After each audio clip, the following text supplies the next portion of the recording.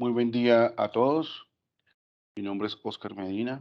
Soy el director nacional de servicio al cliente, oficial de cumplimiento y estamos apoyando desde el proceso de servicio al cliente todo lo que tiene que ver con el- los temas de derechos humanos, uso de la fuerza y política del delator. En en el día de hoy vamos a tener los siguientes puntos como agenda.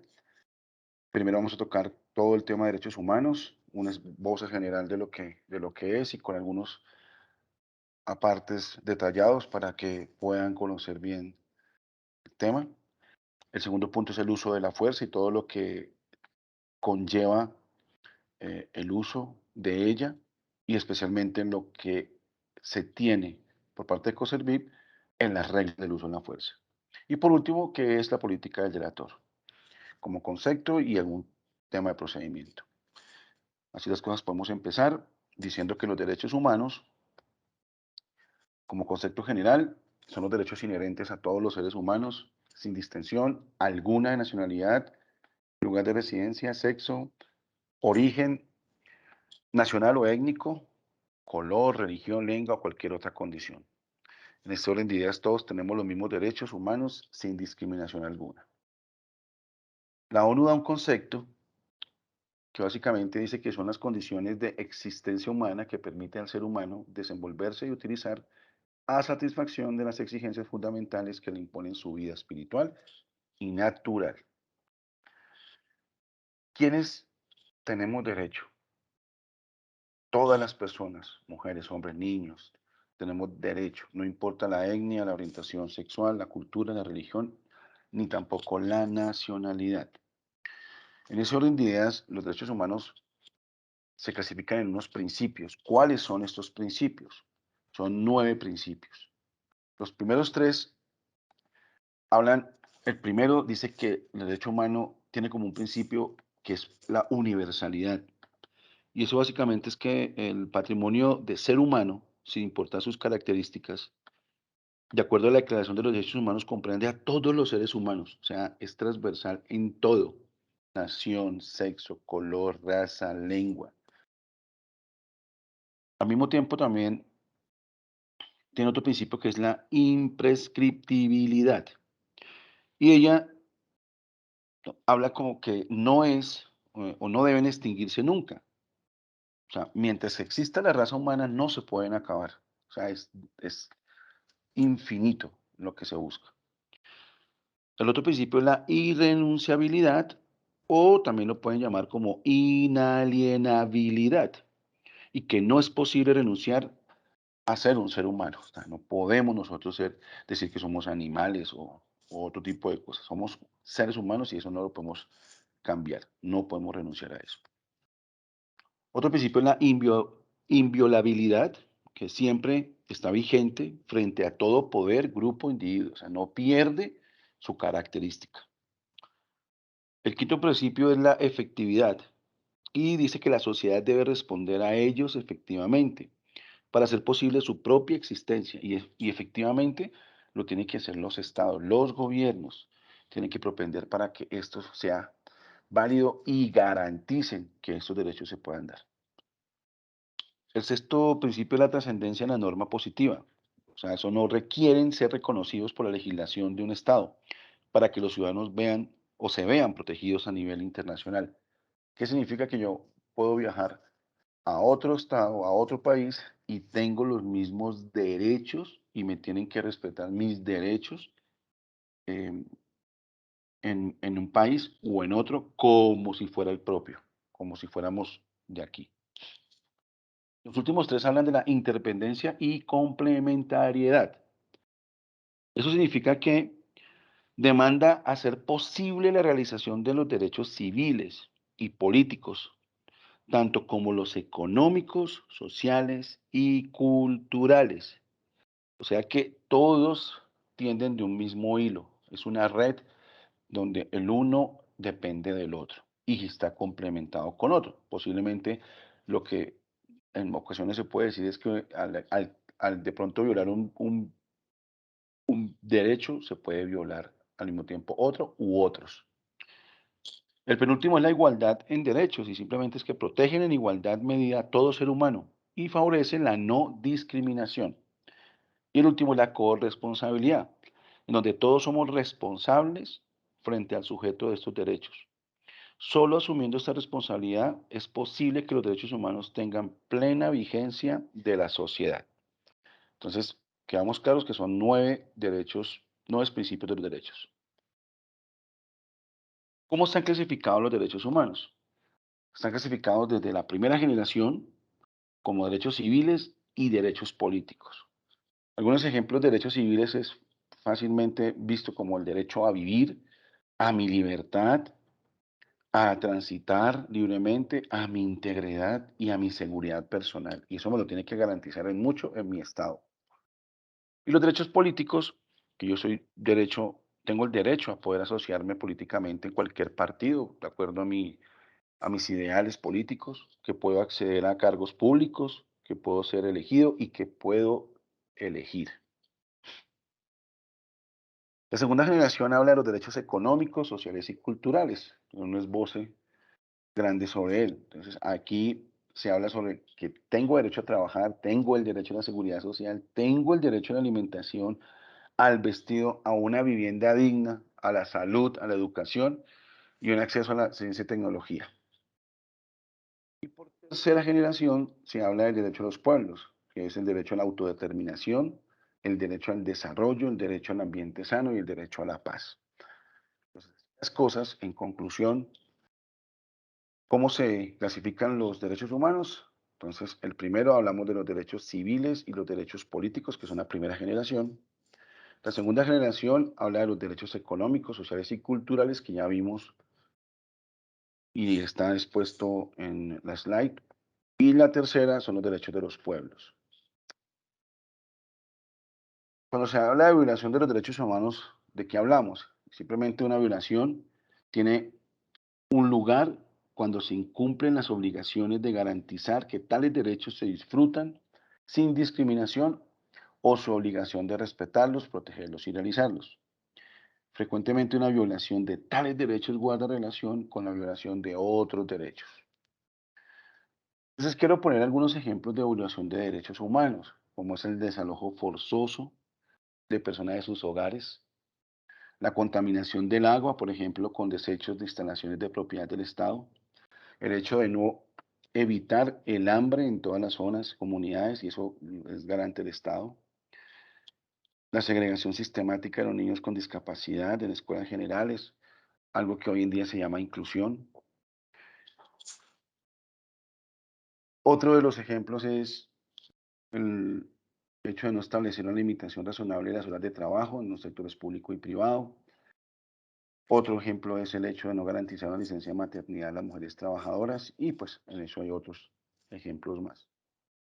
Y otro tipo de violaciones son, por ejemplo, la violación sexual contra la mujer, contra un niño, el reclutamiento forzoso ilegal, en la negación de justicia, los tratos crueles, masacres y genocidios, entre otras.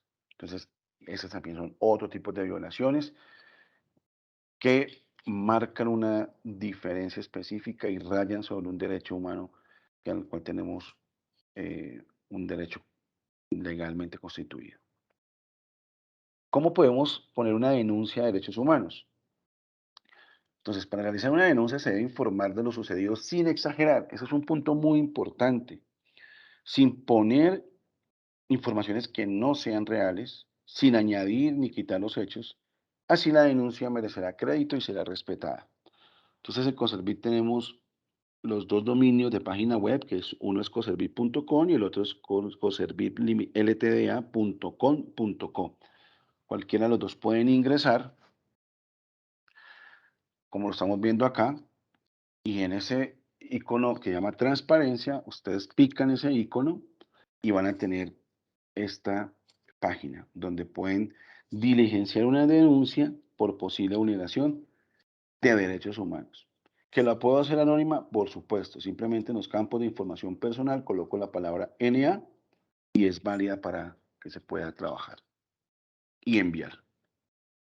Y este es el parte del formato de denuncia que se van a ver ustedes cuando lo realicen en el caso tal, o si como asesores también de una violación por haber visto ella y asesorar a uno de nuestros clientes, pues lo pueden enviar a la página web de la compañía y en el icono de transparencia pueden llegar a diligenciar el formulario de denuncias de derechos humanos.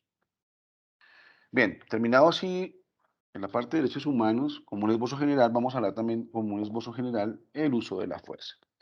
Esto tiene un concepto, ¿y cuál es el concepto del uso de la fuerza? Básicamente la inhibición por medios mecánicos o biomecánicos de forma momentánea o permanente, donde una o más funciones corporales que lleva a cabo una persona autorizada por el Estado sobre otra, siendo los procedimientos y protocolos que establecen la norma. ¿Cuáles son los principios del uso de la fuerza?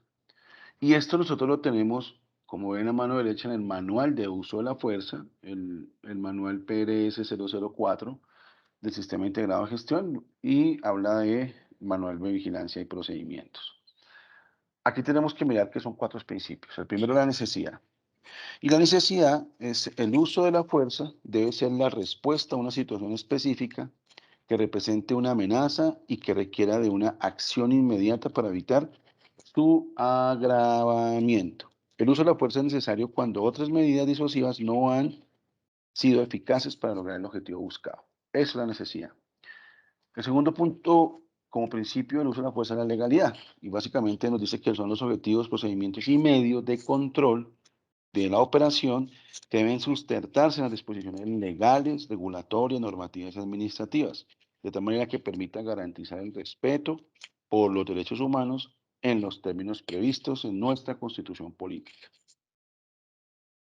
El tercer principio es la proporcionalidad y es el uso de la fuerza en proporcionalidad cuando existe un equilibrio entre las capacidades de la amenaza o agresión recibida y el nivel de fuerza empleado para evitarlos o controlarlos. Eso quiere decir que si me están atacando con un arma de fuego, yo puedo responder con un arma de fuego. Pero si me están atacando con un bate de béisbol, no puedo responder con un eh, arma de fuego siempre y cuando tenga unas connotaciones específicas que en su momento la vamos a ver. Y por último, pues la racionalidad como uno de los principios también garantes del uso de la fuerza y es cómo lo uso de manera también proporcionada, racionalizando todo el aparato que tenga yo en la compañía mediante las reglas del uso de la fuerza. Entonces, las reglas, ¿cuáles son? Las reglas para el uso de la fuerza constituyen mecanismos de control cuando el personal asignado a las operaciones de seguridad se enfrentan a una amenaza. ¿Cuáles son? Las de proteger y defender la vida e integridad de las personas objeto de protección y en caso de ser requerido la de terceros. Y como segunda regla principal está proteger y defender la propiedad pública o privada objeto de custodia y protección. Entonces, en ese orden de ideas hay unos niveles del uso de la fuerza. Esos niveles me hablan de una resistencia pasiva y de una resistencia activa. ¿Qué nos dice la resistencia pasiva? Que comprenden tres aspectos. El riesgo latente, que es la amenaza permanente no visible, presente en toda situación en la que el personal de seguridad debe estar alerta. Ahí. Habla de un segundo tema que es el cooperador. Es aquella persona con la que tenemos algún inconveniente para tener que utilizar la fuerza, pero esa persona acata todas las indicaciones del personal de seguridad sin poner resistencia durante el proceso de actuación o de reacción. Y el no cooperador es aquel que no acata las indicaciones, no reacciona ni agrede.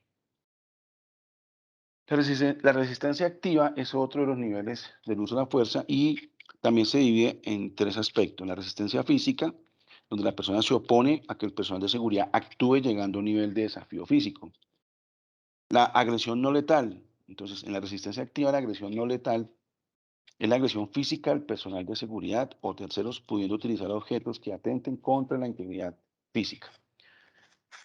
Y la última, la agresión letal, la acción que pone en peligro inminente de muerte o lesiones graves al personal de seguridad. Y por último, tenemos el nivel preventivo y el nivel reactivo. Y el nivel preventivo habla de la presencia del personal de seguridad, demostrando siempre una buena actuación de seguridad correctamente uniformado, equipado y en actitud diligente y alerta. Otro de los puntos a nivel preventivo es el contacto visual. Es el dominio visual sobre una persona, vehículo, área o instalación que permite ejercer un control con la finalidad de impedir la realización de un acto ilícito. Y por último, la verbalización. Es el uso de la comunicación oral, clara y enérgica y el empleo de términos adecuados que sean fácilmente entendidos y comprendidos. El nivel reactivo.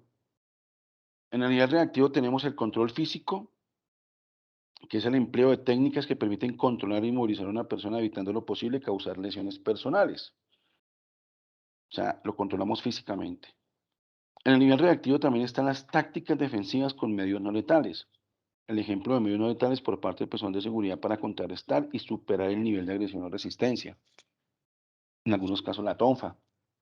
Y la fuerza letal es el uso de armas de fuego por el personal de seguridad contra quien se realiza una acción que representa un peligro o una real o inminente muerte de lesiones o graves con el objetivo de controlarlo y defender la vida propia o de terceros. En ese caso, cuando nosotros vamos a utilizar la fuerza letal, nosotros tenemos unos tipos de armas. Entonces, ese tipo de armas dice que el personal de seguridad solo podrá usar las armas de fuego para las cuales fue capacitado y entrenado, única y exclusivamente. Y el uso del arma de fuego en nuestro manual del uso de la fuerza nos habla que el personal de seguridad excepcionalmente podrá usar el arma de fuego cuando sea estrictamente necesario y solo cuando las medidas menos extremas resulten insuficientes o inadecuadas. Ahí ya hay un punto de quiebre en donde ya tendríamos que utilizar, después de haber agotado todos los mecanismos, emplear el uso de la fuerza. Si es así, ¿en qué casos? Pues en defensa propia o de terceros o con el propósito de evitar la comisión de un delito. Y al final, pues quien decida emplear el arma se debe identificar y dará clara advertencia de intención del uso del arma letal con tiempo.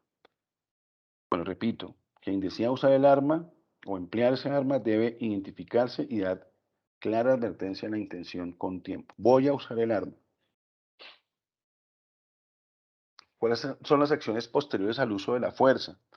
Esas acciones posteriores nos llevan a entender que después de que yo haga el ejercicio, o sea, a nivel físico, no letal, o utilizando la fuerza letal, debo proceder de modo que se preste la asistencia y servicios médicos a las personas heridas o afectadas. Es lo primero que tengo que hacer como vigilante, como operador de medios tecnológicos, supervisor.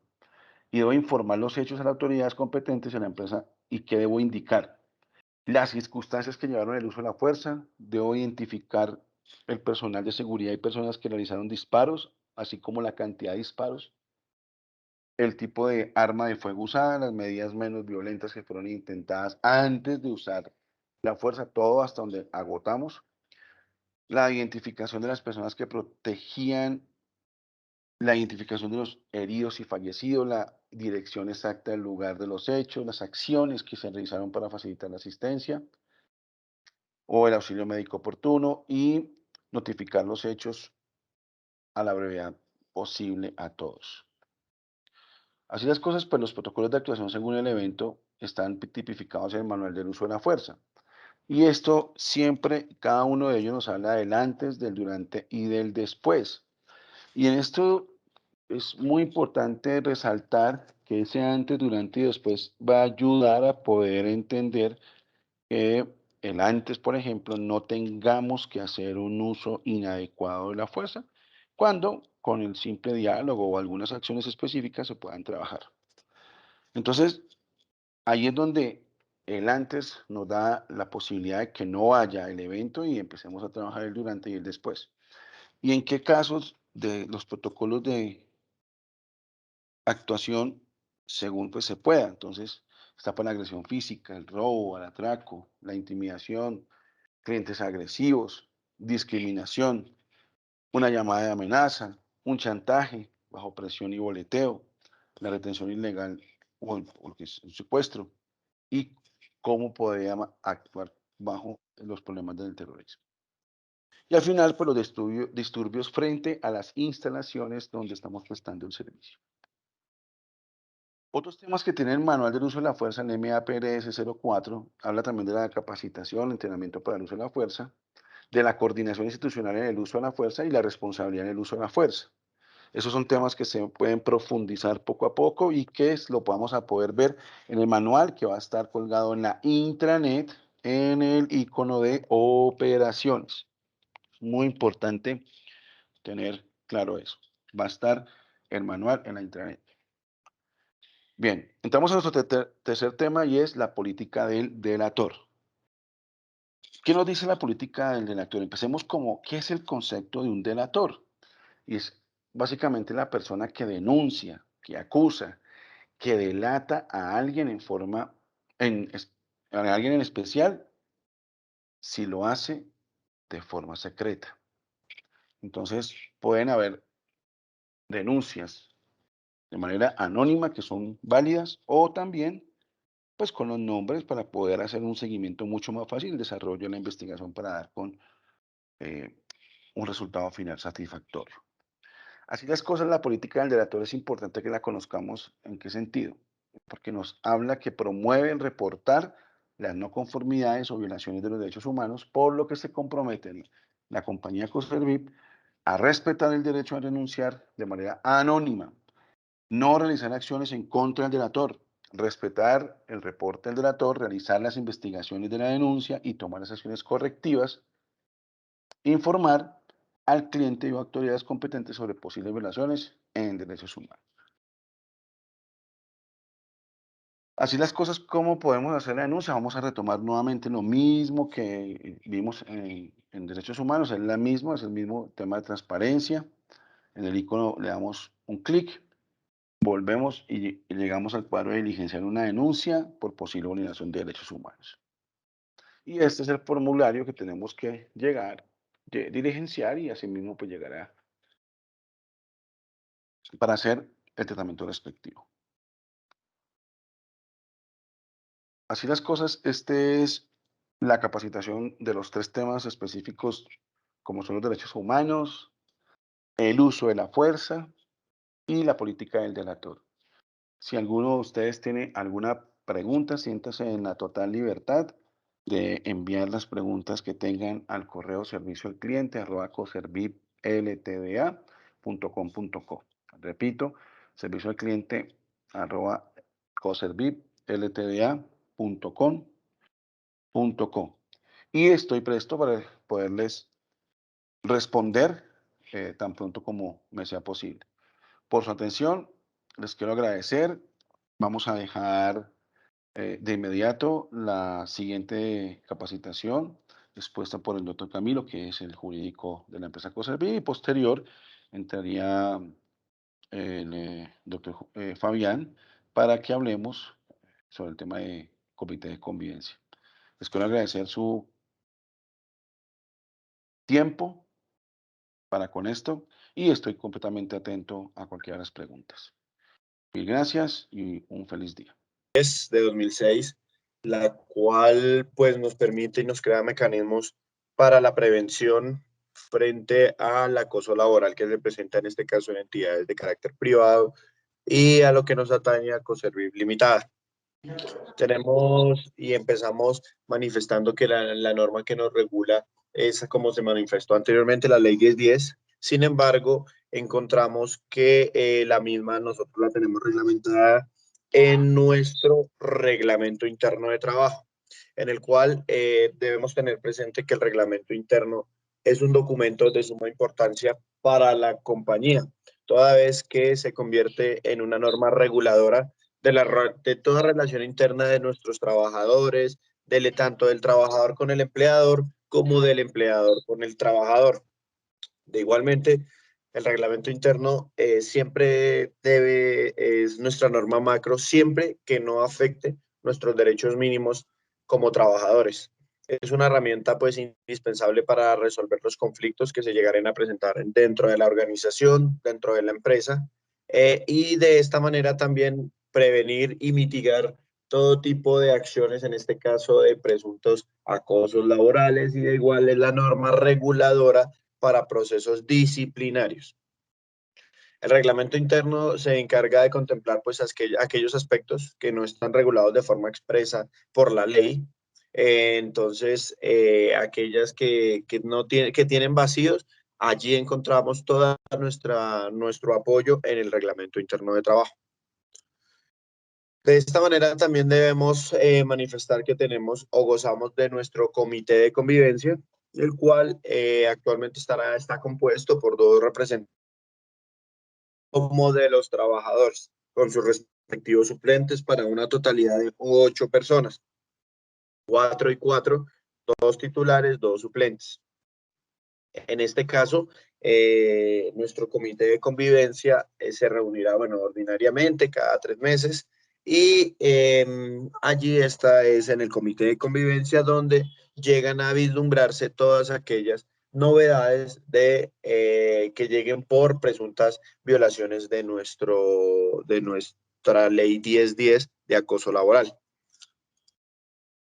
Entonces, vamos a ver qué nos trata rápidamente la ley 1010. La encontramos en nuestro reglamento interno en el capítulo 16, la ley 1010. Allí encontramos tanto la definición, las modalidades, los mecanismos de prevención y de soluciones de acoso laboral. Tenemos entonces que en el artículo 77 de nuestro reglamento, artículo segundo de la ley 1010, la definición de la misma. Entonces, encontramos que para los efectos de la ley se entenderá por acoso laboral toda conducta persistente, demostrable, ejercida sobre un empleado, trabajador, por parte de un empleador, un jefe o un superior jerárquico, inmediato o mediato, un compañero o un subalterno encaminado a infundir miedo, intimidación, terror, angustia o causar un perjuicio laboral. De esta manera encontramos que el acoso laboral puede ser tanto de carácter horizontal como vertical. Encontramos las modalidades en nuestro reglamento, en el artículo 78 y en la ley 1010, en el artículo segundo.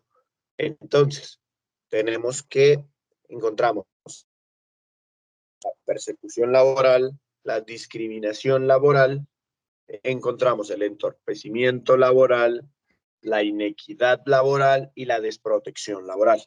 Entonces, en el maltrato laboral tenemos que es todo acto de violencia contra la integridad física o moral, la libertad física o sexual de los bienes o de quien se desempeñe como empleado o trabajador de la organización.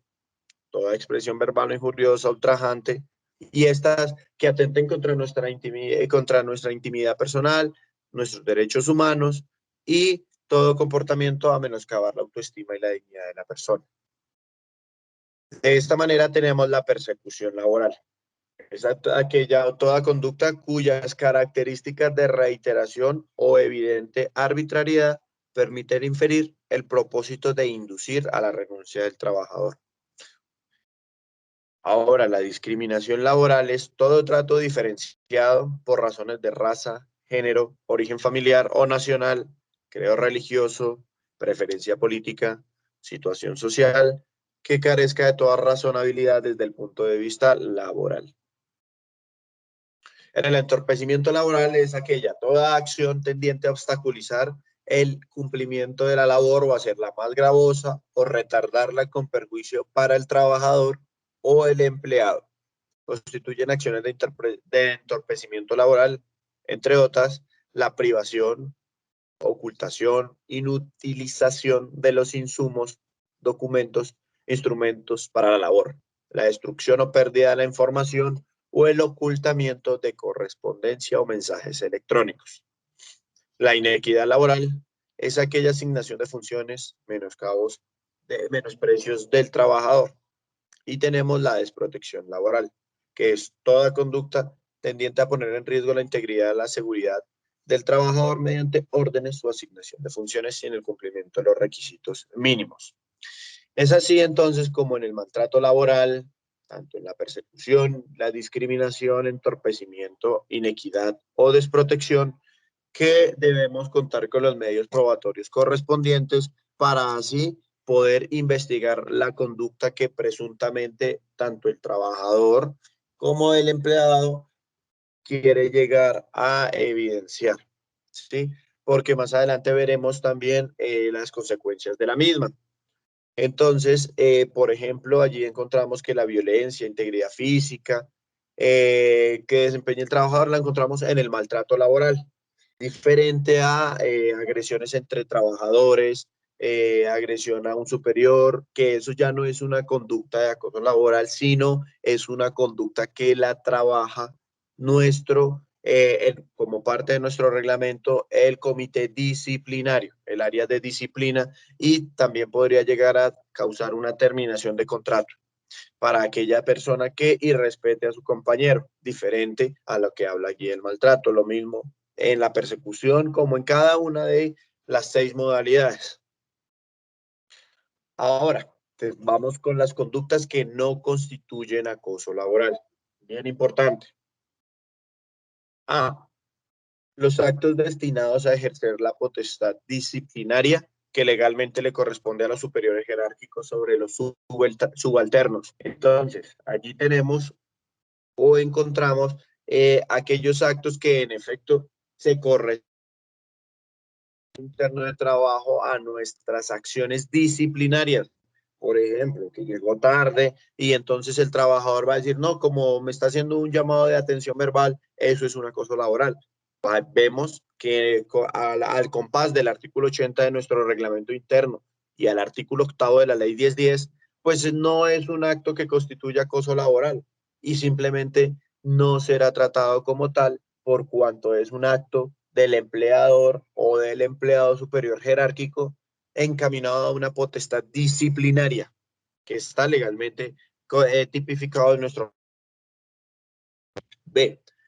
La formulación de exigencias razonables de fidelidad laboral o lealtad empresarial o institucional. Aquel que cuando se le manifieste que debe estar, en este caso, en el área de la vigilancia, debe prestar la lealtad correspondiente a la compañía, a fin de evitar, por ejemplo, que hablar mal de la compañía para que ingrese otra empresa de vigilancia.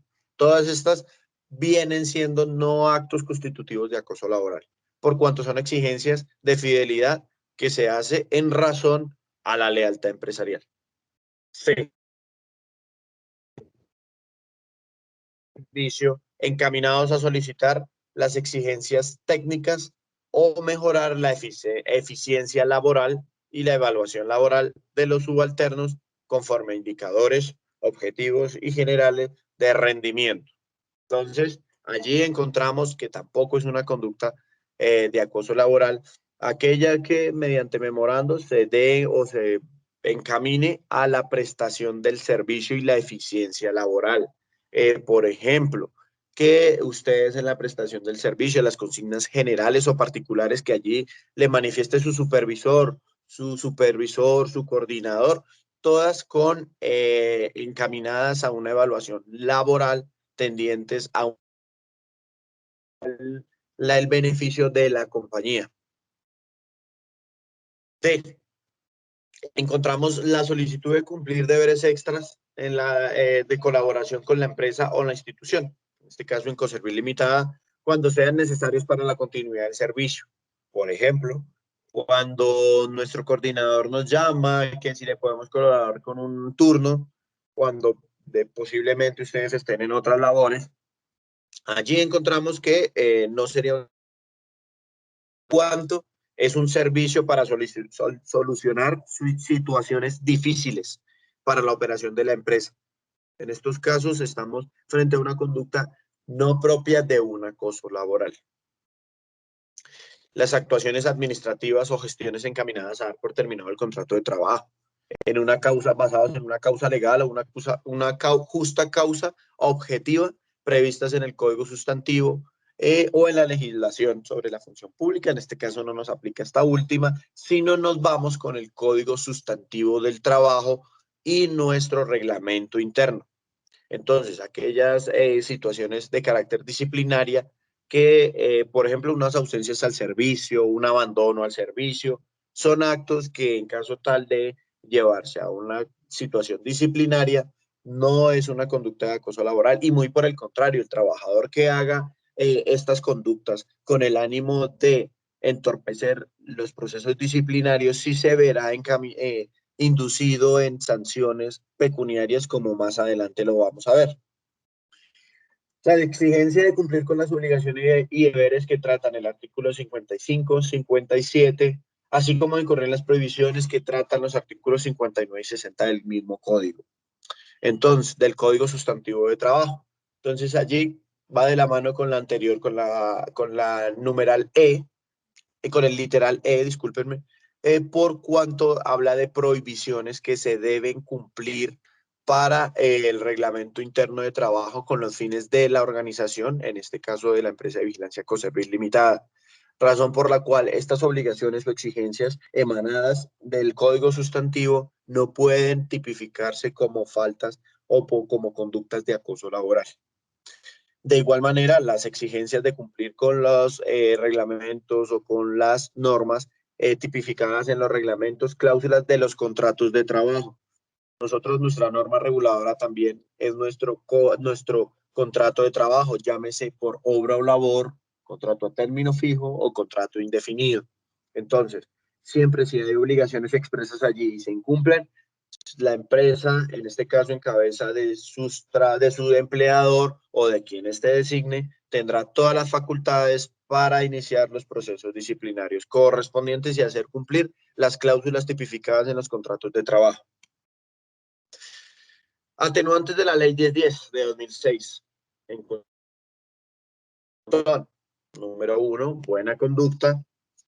2, obrar en estado de emoción o pasión excusable. Esta debe ser demostrable. Disminuir la conducta o anular sus consecuencias, pedir disculpas, por ejemplo, reparar discrecionalmente el daño causado, conducta de inferioridad psíquica y los vínculos afectivos y familiares conforme a la sentencia C898 de 2006. Vemos ahora los efectos de la queja de conductas de acoso laboral. El artículo 11 nos habla de unas garantías contra actitudes retaliatorias. Es así donde para aquella trabajador que considere que está en presuntas conductas de acoso laboral, encontramos que tendrán un término de garantía hasta 6 meses siguientes a la petición o queja. Esto es siempre y cuando la autoridad administrativa, judicial o control competente, en este caso nuestro comité de convivencia, verifique la ocurrencia de los hechos puestos en conocimientos. Es decir, si yo puse hoy mi queja, no tengo 6 meses de garantía. Si el comité de convivencia se reúne de manera extraordinaria, por ejemplo, la queja fue el día hoy, jueves, y el día de mañana, viernes, se reúne y el día lunes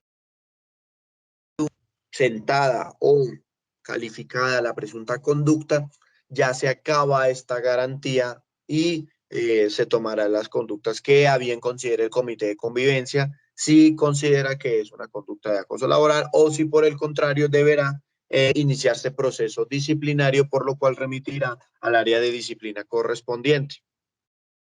Entonces, esto habla de esta meses, no de 6 meses, sino hasta 6 meses, siempre que la empresa verifique la ocurrencia por medio de su comité de convivencia, que consta con representantes de los trabajadores como representantes del empleador, así como las demás que otorguen la Constitución, la ley, convenciones, pactos colectivos.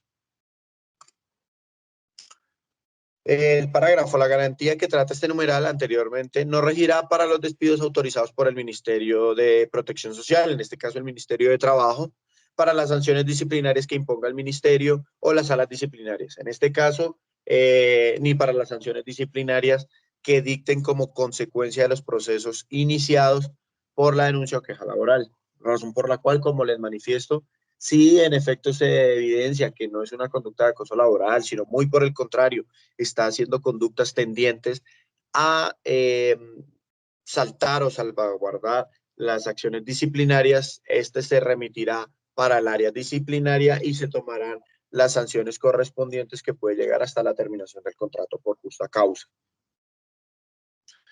Medidas preventivas y correctivas del acoso laboral.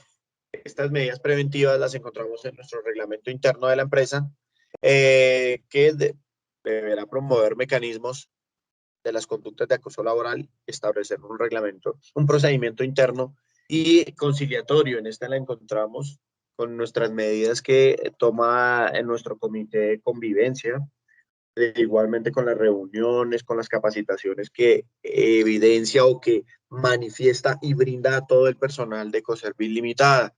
Entonces, también con las pilas ocupacionales que se ejercen desde el área de talento humano para evidenciar y para minimizar estas conductas, de igual manera con las capacitaciones, con las inducciones, con la supervisión que se ejerce para evitar toda conducta que se pueda dictaminar como acoso laboral. Entonces, estos son los mecanismos que tiene la compañía. Ahora hablamos de la temeridad de la queja o de acoso laboral. Está en el artículo 14. Hay que tener mucho cuidado con esta temeridad frente a estos trabajadores que consideran que están viéndose con una conducta de acoso laboral y la hacen simplemente para entorpecer o dificultar la labor disciplinaria de la compañía, como en este caso de sus coordinadores, supervisores o del mismo vigilante que evidencie que a su juicio es una conducta de acoso laboral. ¿Por qué? Porque cuando a juicio del Ministerio Público o es laboral competente, que la queja de acoso laboral carezca de fundamento fáctico o razonable, se impondrá a quien formuló una sanción o multa entre 3,5 de salarios mínimos legales mensuales vigentes. Eso con el actual salario mínimo corresponde aproximadamente a 3.300.000 de sanción para el trabajador que induzca frente a la queja laboral y que carezca de todo fundamento fáctico. Entonces, pilas con eso, por eso no hay que hacer una queja por hacerla, hay que tener las pruebas suficientes, por cuanto estas sanciones se descontarán sucesivamente durante los 6 meses siguientes a su imposición. Igualmente también, adicional a esto, podrá verse inmerso en un procedimiento disciplinario para la terminación del contrato por infundir o tratar de inducir al empleador en error, ¿sí? Entonces, aquí las encontramos. ¿Cuáles causales de terminación de trabajo tendrá para aquella persona que de manera de mala fe y con temeridad presente una queja de acoso laboral para intentar de pronto saltar sus procesos disciplinarios o simplemente por hacer el daño a un compañero de trabajo sin, como lo mencionaba anteriormente, cuando carezca de fundamento fáctico? Vemos el artículo 62, terminación de contrato por justa causa, el haber sufrido engaño por parte del trabajador, todo acto inmoral o delictuoso que el trabajador cometa en el taller, establecimiento, lugar. En este caso hablamos particularmente del acto inmoral. Y de igual manera en el artículo 58, en las obligaciones especiales del trabajador, guarda rigurosamente la moral en las relaciones con superiores y compañeros. Entonces, en caso tal de evidenciarse, como se mencionó anteriormente, que la posible queja carezca de fundamento fáctico, se tendrá inmerso con una acción disciplinaria o un proceso disciplinario en el cual se escuchará en su descargo, su debido proceso y podrá verse con causales de terminación de contrato junto con la multa que se tipifica en el artículo 14 de la ley 1010. Razón por la cual se invita a todos los trabajadores de la organización a ser muy conscientes y responsables con las quejas que a juicio de ustedes lleguen al comité de convivencia, por cuanto deberán tener las pruebas suficientes o a fin de evitar estas sanciones o multas que se manifiesten. Muchísimas gracias y quedamos muy atentos para la continuación. Vemos ahora la caducidad que está en el artículo 18 de la ley 1010, que se evidencia que las acciones derivadas de la caducarán a los 6 meses después de la fecha que hayan sido las conductas que hace referencia a la presente ley. Con esto damos por terminada la capacitación sobre la ley 1010 y nuestro reglamento interno de trabajo frente a esta modalidad de acoso laboral. Muchísimas gracias. Buenos días para todos. Mi nombre es Fabián Forero. Yo hago parte del Comité de Convivencia Laboral. En esta oportunidad, y espero tener muchas más, quiero presentarles a ustedes qué es el Comité de Convivencia Laboral y cuáles son sus funciones. De este modo, el Comité de Convivencia Laboral se define como un grupo, un conjunto de personas que tienen como por objeto conocer y evaluar las quejas presentadas por los funcionarios de la entidad en las que se describan situaciones que puedan constituir presunto acoso laboral. Asimismo, formular recomendaciones para establecer la armonía y el buen ambiente al interior de la entidad y hacer seguimiento a los compromisos adquiridos por las partes involucradas en aquella queja. Es importante hacer varias claridades en este apartado. El comité recibe por escrito, vía mail, por correo certificado, por como usted tenga bien, como peticionario, la queja que usted quiera interponer. Hay que dejar una salvedad y es que estas quejas siempre deben tener una persona relacionada, quien coloca la petición y quien está siendo objeto de la misma. Por ende, no se pueden recibir en el comité de convivencia quejas que tengan origen anónimo. Las funciones del comité de convivencia, pues básicamente en su definición inicial están contenidas, pero pues debemos precisar realmente la siguiente, si es recibir y dar trámite a todas las quejas presentadas donde se identifiquen las conductas de acoso laboral junto con las pruebas. Esta parte es muy importante por cuanto partimos de la buena fe de todas las personas y si usted es un peticionario debe tener las pruebas suficientes que le permitan a usted constatar lo que usted está denunciando, aquello que a usted le genera cierta incomodidad. Dos, examinar y analizar confidencialmente los casos en los que se formule un reclamo que pudiera tipificar conducta de acoso laboral al interior de la institución. Esto también es importante. La tercera palabra de este enunciado, la confidencialidad. Todo lo que llegue al comité de convivencia debe manejarse de manera confidencial, tanto las personas que hacen parte del comité como las personas que están siendo las que interponen la querella. El tercero es escuchar las partes involucradas acerca de los hechos que dieron lugar a la queja. Es un trámite bastante importante el escuchar las versiones, tantas como personas hayan involucradas en la queja, a fin de poder dilucidar de la mejor manera cuál es realmente la situación que se presenta y llegar a una serie de acuerdos que nos permitan pues aclarar precisamente la situación que nos genera incomodidad. El cuarto es fomentar espacios de diálogo generando compromisos mutuos con el fin de llegar a una solución efectiva a las controversias. Eh, pues muy de la mano al ítem anterior, es importante pues que escuchemos a las partes de manera individual y luego de manera colectiva a fin de generar como esa confrontación y poder aclarar entre todos realmente cuáles son las situaciones y de pronto en dónde hay teléfonos rotos si se llegasen a presentar y poder claramente eh, lidiar con estas controversias y poderlas aclarar de manera definitiva.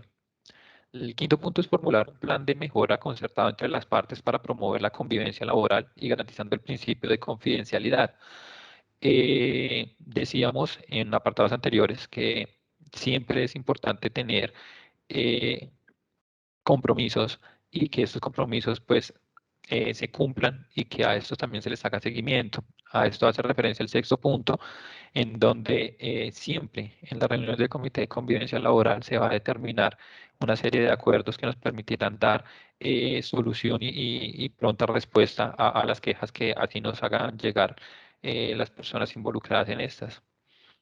En el séptimo punto, pues en el caso de que no existe incumplimiento, que no se llegue a algún acuerdo o existe algún incumplimiento en los acuerdos que se pactaron en los puntos anteriores, el comité dará cerrado el caso y el trabajador puede presentar la queja ante el inspector de trabajo o demandante que considere pertinente.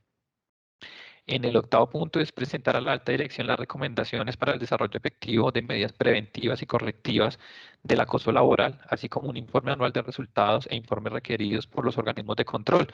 En atención a todos aquellos eventos que se puedan llegar a suscitar o a presentar en el transcurso de un año, pues el Comité de Convivencia debe elaborar un informe en donde tipifique cuáles son aquellas conductas que son reiteradas en su mayor parte y así poder generar una propuesta a la alta dirección en donde permita trabajar con un plan de choque y pues mitigar que estas conductas se sigan presentando.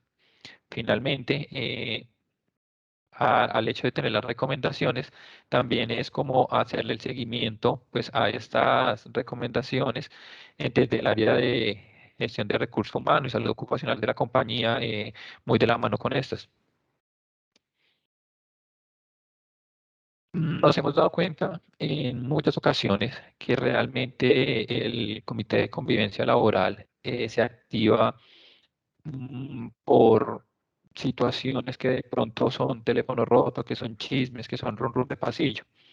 Sin embargo, en aras de promover la sana convivencia, que en últimas es el objetivo preponderante del Comité de Convivencia Laboral, que es brindar ambientes sanos para que todos los trabajadores puedan desarrollar sus actividades, presentamos una serie de tips que de pronto pueden llegar a mitigar esas posibles querellas o esas posibles inconformidades. Eh, el primero, el más importante realmente, es generar la confianza para que esto repercuta pues, de manera favorable en los equipos de trabajo. Lo segundo es motivar la responsabilidad y el compromiso mutuo. Todos tenemos unas funciones, todos tenemos unas tareas que cumplir y en algunas ocasiones mi tarea depende de la tarea de otro. Entonces es importante que tengamos un esfuerzo mancomunado y que todos nos direccionemos hacia el mismo lugar. Obviamente teniendo en cuenta los logros personales, pero también las falencias y las oportunidades de mejora que cada uno de los miembros de este equipo pues, pueden llegar a representar. Corolario al punto 2, también es importante tener muy en cuenta que nos movemos en un contexto, en un ambiente, y toda persona pues está facultada y debe también recibir respeto y pues también debe ser una persona íntegra con sus compañeros a fin de garantizar de, de sí para sus compañeros y viceversa, pues una sana convivencia. Esta cuarta recomendación es bastante importante, es realizar alguna actividad que nos permita generar como un break pequeñito en nuestras actividades diarias. Puede ser ejercicio, baile, una buena caminata, las pausas activas, ¿por qué no? Hidratarse constantemente, de pronto disfrutar de un break nutritivo, comerse algo, lo que denominamos picar. Eh, También es importante, y esto acá es mm, importantísimo, es vital. Evitar esas chanzas, esos juegos malintencionados y comentarios que se pueden hacer en los grupos, porque esto genera daño, genera de pronto un poco de cizaña de alguna manera, como pueda llegar a ser interpretado, y esto va en detrimento de ese buen ambiente laboral que el Comité ICOSERVIP propende para sus trabajadores. Y evitar también pues esos chismes, esas correrías, esos corrillos, donde pues está mediado el desprestigio de las personas eh, y pues en contravía de todo lo que el comité y lo que hemos hablado en este momento pues quieren recalcar. Para usted como peticionario, como persona que interpone una queja, usted lo puede hacer, como ya lo habíamos mencionado anteriormente, por cualquier medio de manera escrita, pero los invitamos a que lo hagan a través de este correo que aparece en pantalla, convivencia@coservipltda.com.co. Es el canal habilitado pues de manera directa, por decirlo de alguna manera, para que usted presente sus querellas, sus inconformidades, y que tengan que ver claramente pues con la intervención del Comité de Convivencia Laboral. Pues no siendo más, esta es la presentación del Comité de Convivencia Laboral. Espero tener la oportunidad de interactuar con ustedes nuevamente y muy buen día.